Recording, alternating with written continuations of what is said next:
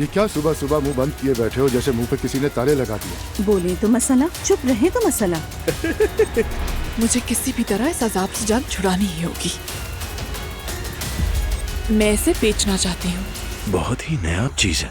क्या हुआ, सलाम करते हुए डर लग रहा है? ऐसी कोई बात नहीं। नूर ने अपनी माँ को खोने के बाद अपनी पूरी जिंदगी अपनी फैमिली के नाम कर दी। ऐसे में वो अपनी शादी को भी वक्त नहीं दे पा रही।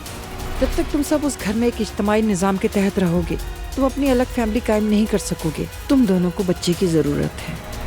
गाड़ी देखकर तो लगता है इशल कि मैंने पैसों का तकाजा कुछ कम किया। चलो अब बोलो। मैंने इशल को धमकाया और इसने बदले में मुझे पैसे दिए। मैं किन बातों में उलझी हुई हूँ और आसूदा साहबा क्या कह रही हैं? शाम बखैर। ये कौन है? फोटोग्राफर लियो, ईशल का साबिक महबूब। इशल वो नहीं है जो आप लोग समझते हैं। बकवास बंद करो अपनी। और इस मामले को हम कैसे निपटाएं ईशल?